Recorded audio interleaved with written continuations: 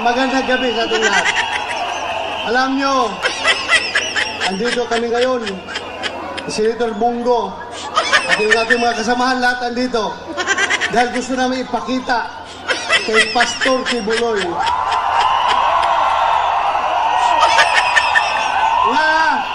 na ang pagiging kaibigan ay hindi lamang kaibigan sa magandang panahon. Kaibigan tayo kahit na masama ang panahon. Nandito kami para ipakita yung suporta namin kay Pastor Apollo Kibuloy. Maraming salamat. Sir, kaninong idea lang po yun? Bakit po kayo umattend doon sa prayer rally kahapon po? Kasi balita papunta si ex-President Duterte. So, pumunta na rin ako. Pumunta kami para to support him. At pumunta kami bilang kaibigan din ni Pastor Kibuloy. Mahirap mo yung kaibigan ka na kung magandang panahon. Kung masama ang panahon, hindi mo na kaibigan yung tao. Diba? Totoo kaibigan lang tayo. Hindi naman natin sinasabi na wala siyang kasalanan sa mga akusasyon na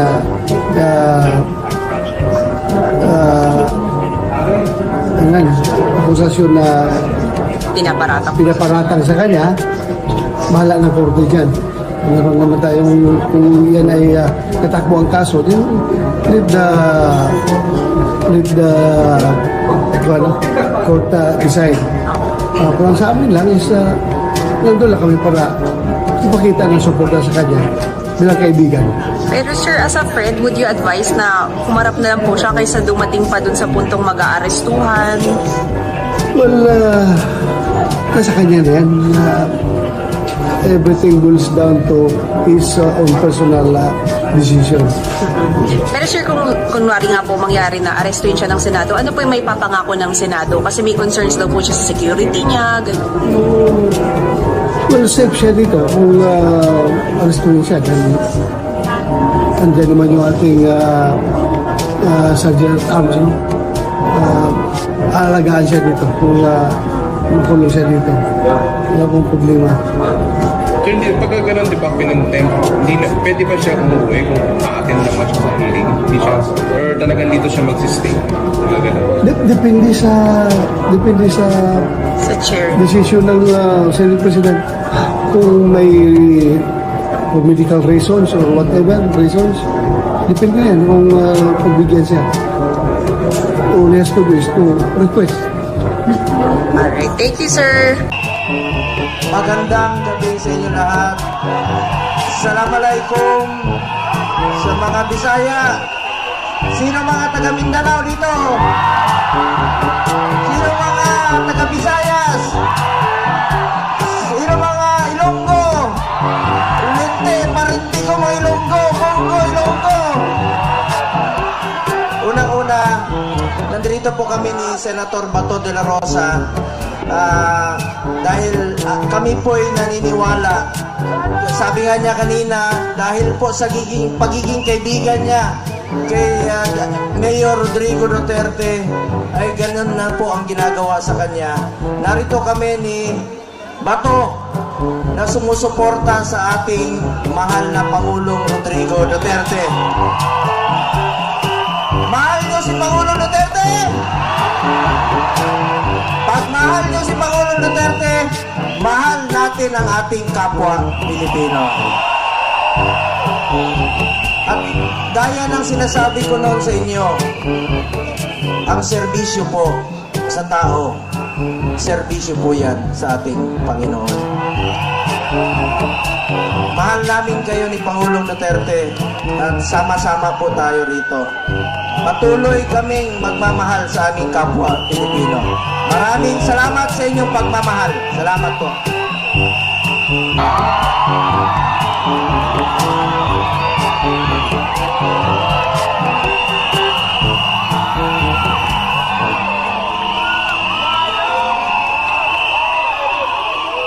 أعوذ بالله billahi minash shaitanir rajim.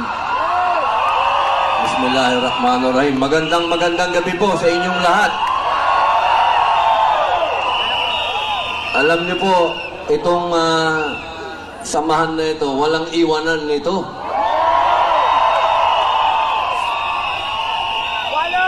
Ako po, katulad po ng sinabi ni Tatay Digong, ang kaibigan, kaibigan yun. Lalo na kapag kakampi mo pa. Hindi ko po makakalimutan ang ibinigay sa aking suporta, unang-una, ni Pastor Kibuloy.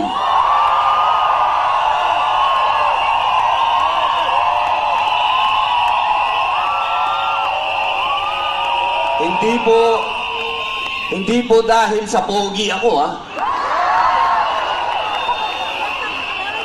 Kami pong dalawa ni Pastor ay naniniwala na dapat tapusin na ang armed struggle dito sa Pilipinas.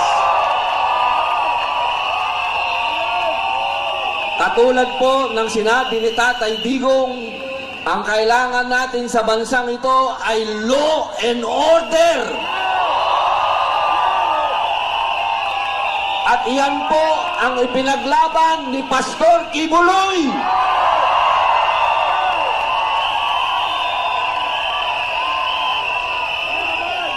At ngayon, sa kanyang pinaglaban, siya po ay dumadaan sa isang pakikibaka na hindi natin siya iiwan.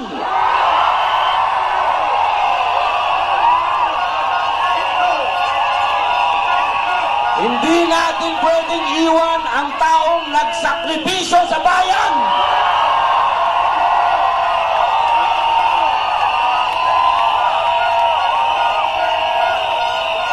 Kaya po, mga mahal kong kababayan, hinihingi ko po na sana huwag natin iwan si Pastor. Maraming salamat po. Mabuhay.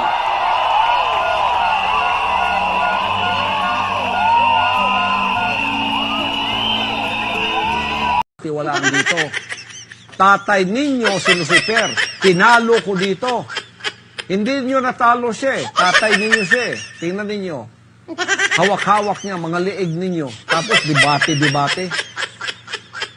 Tapos sabihin mo, tingnan mo yung assessment mo. Takot ako makipagdebate. Hindi nga ako natakot kay Lucifer sa inyo pa. Pero bakit hindi ko kayo didebatihin? Bakit ko kayo didebatihin? Ako na nga yung katotohanan. Ako ang daan at ang buhay. Pag di kayo dumaan sa akin, hindi kayo pupunta sa langit. Anong didebate ko sa inyo? Ha? Paano niyo ako didebatihin yan? I am the way. Pag hindi kayo dumaan sa akin, hindi kayo pupunta ng langit. Kahit ano pang gawin ninyong pagtatampisaw dyan.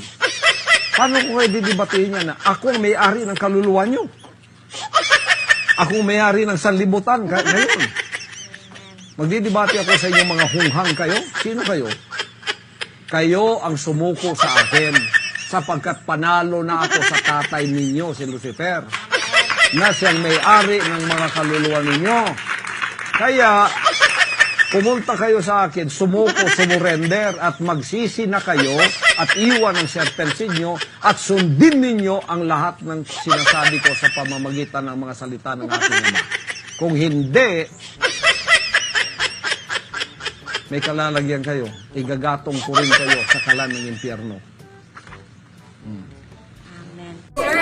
Dito ba tayo o doon tayo? Dito ba tayo? Sir, ba't nyo naisipan?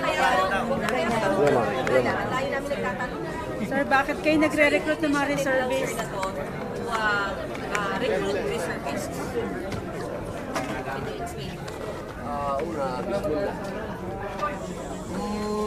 Maraming dahilan. Unang dahilan siguro dahil gusto ko maging hindi naman ito bago sa akin. Matagal na itong gusto namin gawin. Hindi pa ako senador. Ngayon na senador na ako, meron ako sa palagay ko, meron akong kapangyarihan na kasi ito naman, nasa konstitusyon naman ito. na dediretsahang usapan. Naiinip na ako dun sa mandatory ROTC bill. Sobra na akong naiinip. Kaya gumawa na lang ako ng sarili kong diskarte. Katulong ang opisina tsaka ang Senado na magawa na kahit man lang dito sa Senado, maumpisahan natin yung citizens military training.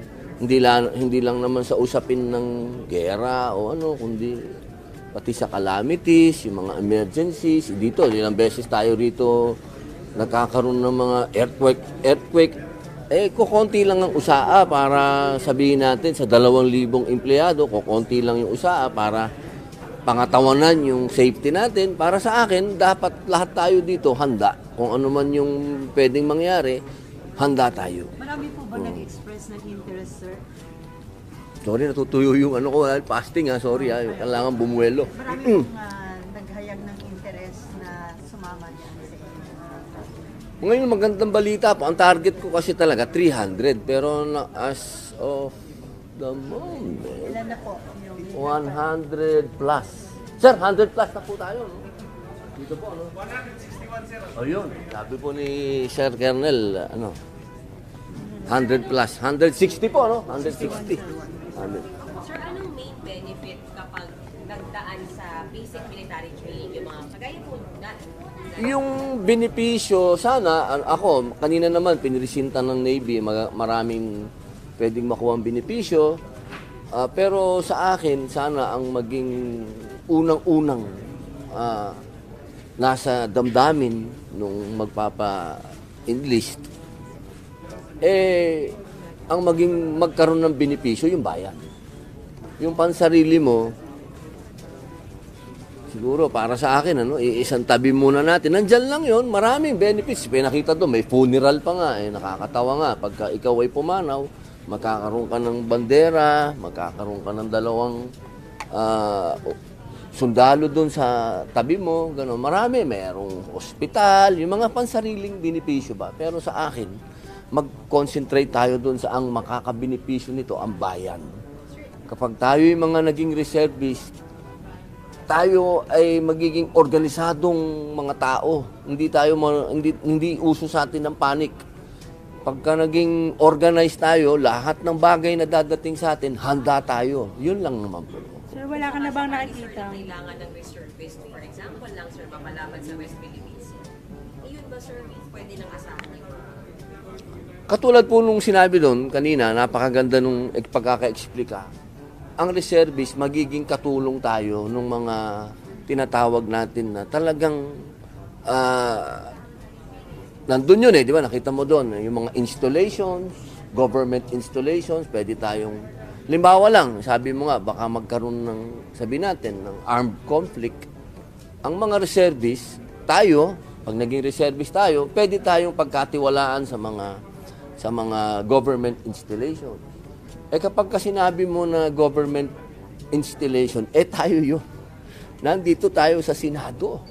Ito ay pangatlong sangay ng gobyerno. Napaka-importante nitong lugar na to. Isipin nyo, kung tayo reservist, kung ano man ang mangyari, calamity man yan o ano, pagdating dito sa lugar natin, tayo na ang bahala. Hindi na tayo poproblemahin pa ng gobyerno kasi alam nila, dito sa Senado, handa tayo kung ano man ang mangyari. Maging ano man yan, gera man yan o kalamidad, sa Senado, huwag natin silang problemahin. Kaya nila ang sarili nila. Sir, aminado ba kayo na medyo malabong makapasa yung mandatory ROTC kaya naisip niyo itong project? Nawalan na ako ng pag-asa, ma'am. Nawalan na ako, 2 taon na Para sa akin, ano bang inaantay natin? Kasi isa to sa plataforma ko nung tumakbo ko. Final natin ito. 2 taon na ako dito, wala pa rin. Para sa akin, ano ba talaga? Siguro sa sarili ko na lang,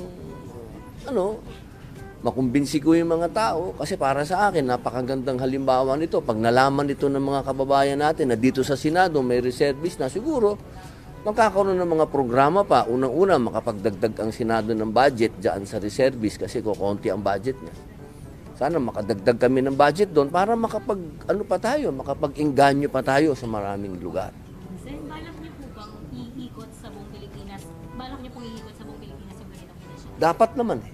Ang problema ko, konti ang budget ng reserve. Siguro, pagka magbukas tayo ng mata ng ating mga kasama, hindi lang dito sa mataas na kapulungan, pati dun sa malaking kapulungan, sana tingnan nila ito na yung reserve, napakahalaga, unang-una, ito nasa konstitusyon nito. Ang linaw dun sa konstitusyon. Eh sana, dagdagan natin ng budget. So kaya limited to 300, yun yung kaya ng AFP pa sa payo. Eh, kulang pa yung nag-apply, baka second batch. Gusto ko talaga 300 para, kasi ano ako, Spartan ako eh. Sir, outside the Senate, saan po sila pwede mag-apply? Anyone po ba pwede mag-apply as a reserve? Opo, meron pong pinakita kanina do, meron po talagang opisina ang reserve force natin. Lahat po ng service.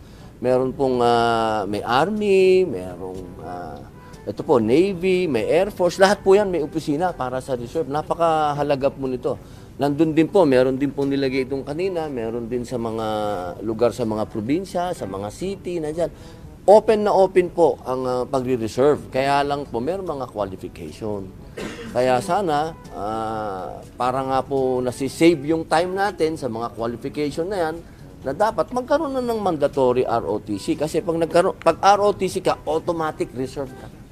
Hindi kagaya ngayon, kailangan natin itong daanan nitong mga proseso na to. Kasi nga, hindi siya mandatory. May age limit daw ba, sir? Ang ganda po nung sinabi kanina, nung ating tiga Navy, na ang pagka-reserve talaga, 18 to 62 yata, 65. Oh, at kung kaya mo pa, pwede ka pa. Oh, ang ganda nun, kasi alam ninyo, pagdating sa pagsisilbi sa bayan, walang age limit yun. Kasi pag sinabi natin pagtatanggol sa bayan, tandaan natin pagtatanggol yun sa sarili natin. Para huwag tayong maging alipin uli ng kahit na sino dyan.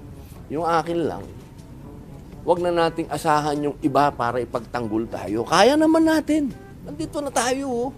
Ang ganda na sinabi ng Navy kanina, kami, mga edad namin, konti na lang ang time. Sabi ko sa kanya, boss, kulang yung speech mo doon. Ano yun? Sabi mo kasi wala na ring energy. Pag itong edad natin, wala nang retreat to. Kasi wala ka na rin energy mag-retreat eh. Itong edad namin na to, palaban na to. Tayo, boss, ikaw.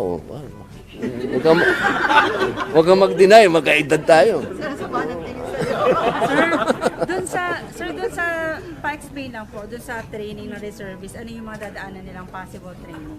Ano po, sabi naman po, basic eh. So, siyempre, pagka-basic, tuturuan ka kung paano maging organisado. Kung paano yung chain of command. Kasi dyan ang mag-uumpisa ang pagiging disiplinado tayo. Alam natin kung sino yung namumuno, kung sino yung susundin natin, at ano yung gagawin natin. Yun ang first. Physical training. Kasama yung physical training. Kasi physical and mental training ito. Kailangan magkaroon tayo ng kasi sa atin, uso sa atin, marami dito sa Pilipinas, puro leader. Kulang ang followers. Dito sa ating gagawin, dadamihan natin yung followers para mas maganda. Sir, yung mga staff nyo, nire-require nyo na mag-apply? Pinipilit ko sila kasi nakakahiya naman Hindi yun. mandatory, sir. Oo. Yun sa amin, mandatory. Mandatory po. Oo, mandatory. Joel. Oo, Lieutenant Colonel. Sir, other issue? Sir, sige na, other issues na. Alam ko naman, gusto niya na dun. Hindi ko na nga alam kung ano yung sasagot ko na. Sabi ko na lahat eh. Ano ba? Okay. sige tita. Huwag na kayo mahiya.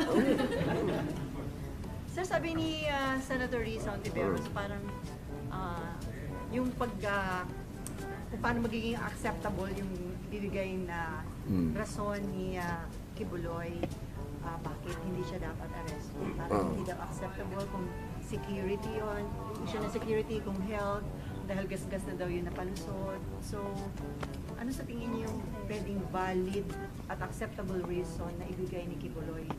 Bakit hindi siya dapat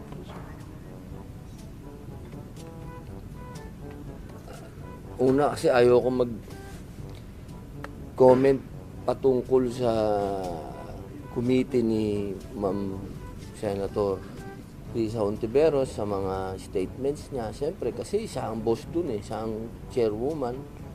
Pero siguro bilang member niya, ang hihilingin ko lang, at sinabi ko naman dun sa privilege speech ko, tsaka dun sa letter, na yung due process, bigay natin kay Pastor Kibuloy. Isa na dyan yung show cause order. Nagpapasalamat naman tayo sa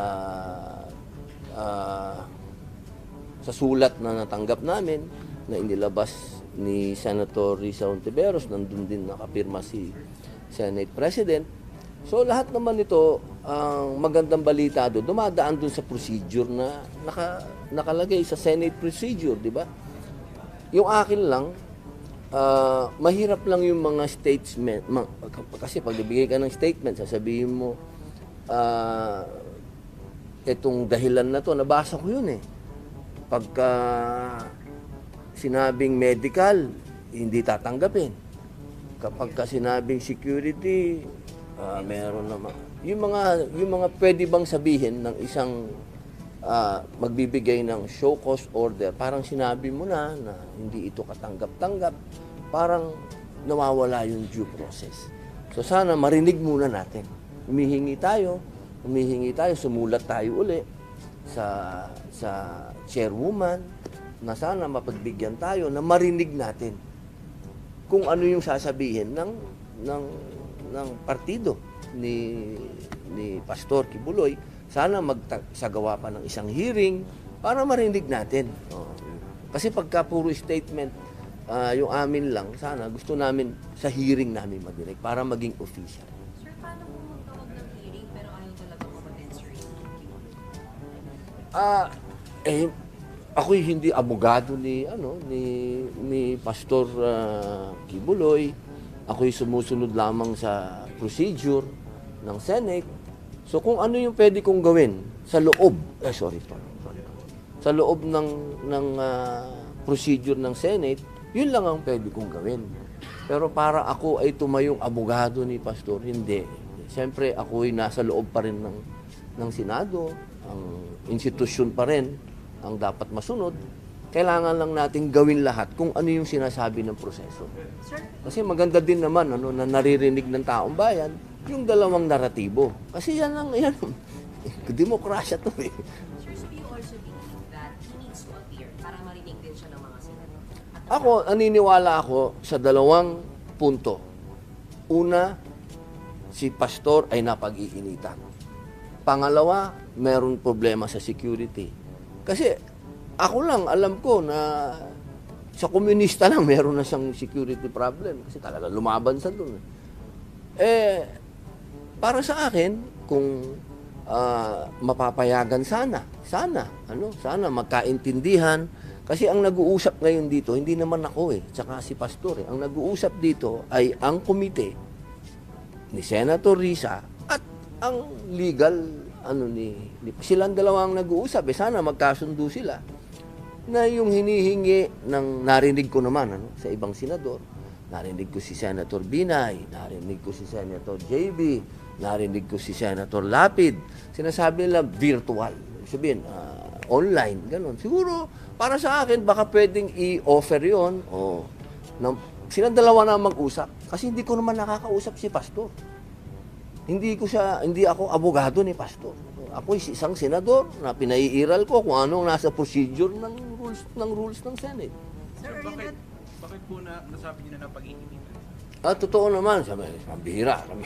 Ikaw naman, boss, may hearing sa House, may hearing sa Senate, may hearing sa DOJ, may hearing sa Amerikano. Pagka hindi ka pa naman pinag-iinitan nun, ewan ko na. Sir, are you not bothered? Kasi parang nababash ka rin sa social media na dinidepensa nyo daw isang tao na inireklamo ng pang-aabuso o pang-rape ng Hindi ko po siya, hindi lilinawin ko po. Iba po yung depensa. Trabaho po yan ng abogado niya. Hindi ko po ito pong ginagawa ko, ito ay demokrasya. Kailangan nating daanan ito. Para sa akin, itong taong ito, may karapatan siya ng due process. Yun lang naman. Kailangan siyang dumaan. Kung ano yung dinadaanan ng lahat, kailangan niyang daanan din. Hindi naman po pwede na wala pa tayong judgment na sino ang may kasalanan o kung sino ang may ginawa, kung sino ang nagsasabi ng totoo.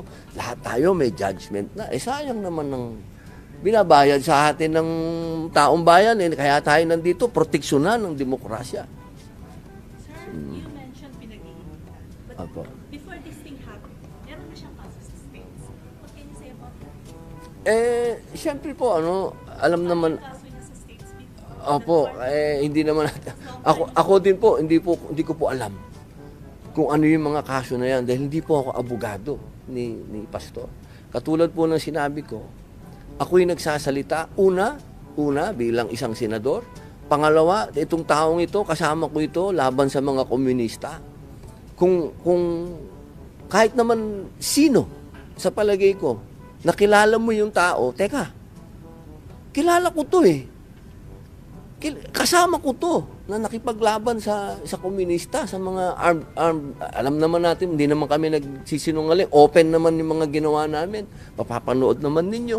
Makikita din nyo yan sa SMNI. Magkasama talaga kami. Ngayon sa pagkakataong ito, nawala na si PRRD na lumaban din sa armed struggle. Itong tao ngayon dadaan sa ganito na hindi man lang ako magsasalita. Senador din naman ako. At nandun din naman ako sa loob ng committee na yon. Na dapat siguraduhin ko sa loob ng committee na yon ay umiiral lang due process. Wala akong hinihinging sobra dito. Lahat ito ng sinasabi ko nasa loob ng rules, nasa loob ng konstitusyon, due process. Sir, doon sa issue ng security, reserve officer kayo, para bang wala kayong tiwala sa security forces natin na bigyan siya ng sapat na security na kahit saan siya magpunta ay magiging secured siya? Hindi naman po siya walang tiwala. Ang sinasabi kasi ng saligang batas, lahat ng Pilipino ay obligado tayong ipagtanggol ang ating bayan. Pag sinabi natin ipagtanggol ang ating bayan, hindi yung literal na sasabihin mo na kailangan mong pumunta doon sa battlefront ngayon. Halimbawa, katulad ngayon, tara, punta tayo ng sabihin natin, nagkakagulong ngayon sa koridor. Tara na sa koridor, punta tayo doon. Hindi po ganun. Ang sinasabi ko, kung nasan tayo, katulad ngayon, nandito tayo sa Senado, magkaroon ng anuman, sabihin natin, gera man yan o kalamidad, huwag na tayo magdagdag pa ng problema sa national at sasabihin natin sa national, kaya tulungan nyo naman kami dito. Tutulungan na natin yung mga regular forces. Sasabihin natin sa regular forces, huwag nyo kaming intindihin dito sa Senado. Organisado kami dito, reserve force kami rito, kaya namin to. Ganun lang po ba? Kailangan kasi tulungan tayo sa Yung punto ko, sir, is ganito, yung may problema ka mo sa security ni Pastor. Ni Pastor? Okay, akala ko ROTC, boss. Sorry. Yung kay Pastor. Pag lumabas siya, baka pwedeng may mangyaring maganda. Given naman yun. Pero, ibig sabihin is, wala pa yung tiwala sa security forces natin na bantayan siya to make sure na halimbawa, pumayag na pumunta from Davao to the Senate, protected siya. Hindi po ako magsasabi kasi niyan Kasi si Pastor ang nagsasabi na siya, sabi niya, ay natatakot siya para sa pansarili niyang proteksyon. Hindi ko naman po pwedeng sabihin ay gagaranti ko yun. Na, Pastor, okay ka? Hindi ko gagawin yung na yun, obligasyon na yun. Kanya to, karapatan niya yun. Bilang nasa Bill of Rights natin yan, mga kapatid ko. Pwede niyang sabihin yan na hindi ako safe. Kailangan natin respetuhin ang karapatan niya. Hindi po pwedeng lahat tayo, tinuturo na natin siya na may kasalanan ka na. Wala pang sinasabi ang korte. Teka muna, di ba? Renda muna tayo, mga kababayan. Meron din siyang Bill of Rights. May karapatan siya. Bigay natin sa kanya ang due process. Sir, sa Senate, ano magiging impact nito? Kasi sa Senate, si former President Aquino pumunta dito. And then, ito, magtatagumpay tayo na itong papunta si Pastor Kibuloy. Anong impact nito sa integrity ng Senado? Hindi. Kailangan gawin po ng Senado ang lahat.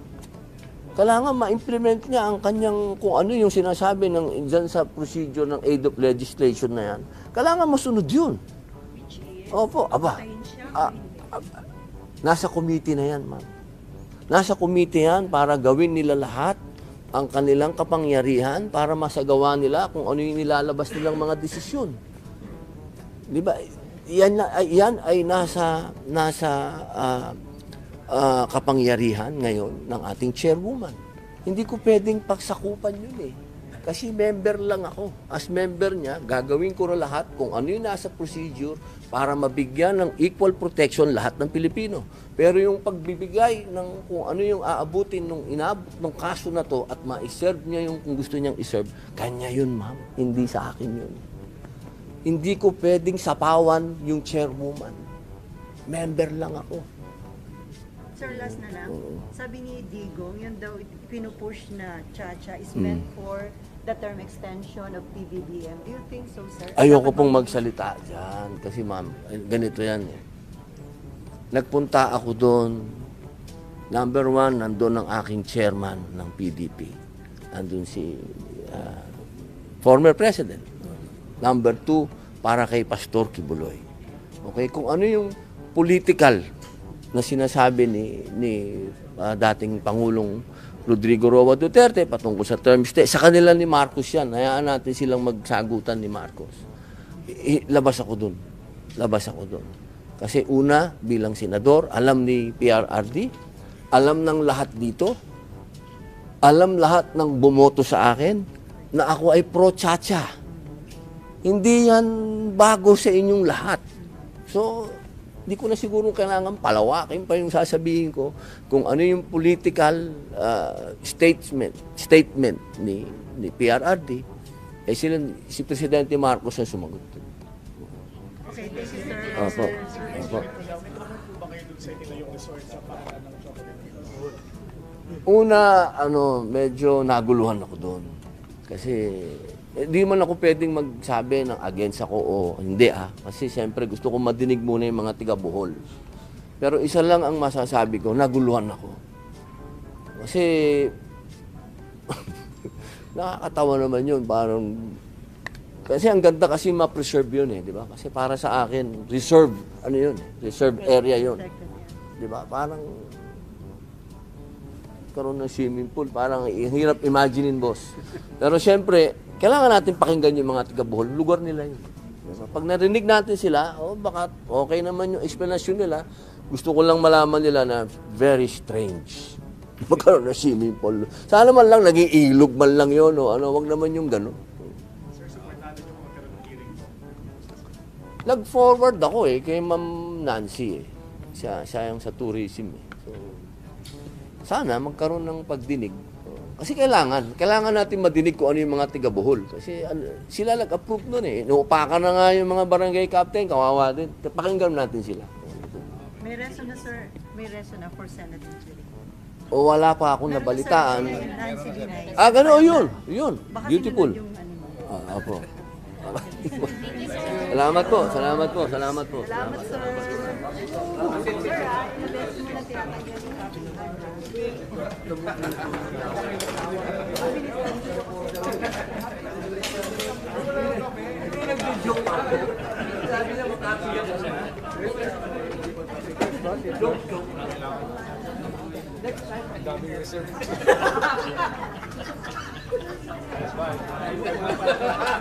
Kala ko magkaibigan tayo.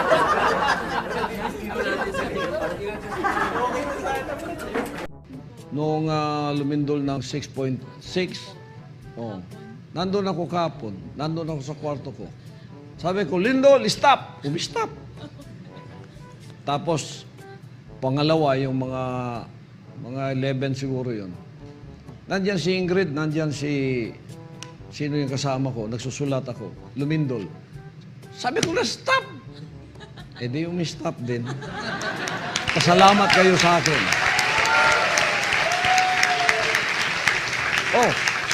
Pasalamat kayo sa akin. Kasi kung di ko pinay-stop yun, marami kayong magigiba dyan, mga mamamatay kayo. Kaya pasalamat kayo ako nagpa-stop ng lindol. Hindi ko sinabi to na walang witness May witness, marami. Nakapalibot sa akin. Sinigawan ko yung lindol. Nung gumano na yung mga chandelier ko. Stop! Sabi ko na, stop! Stop ka agad. Sabi ni Sterlet, oo nga, no? Yung pangalawa, ganun din. Pasalamat kayo sa akin, napa-stop ko yung lindol na yon.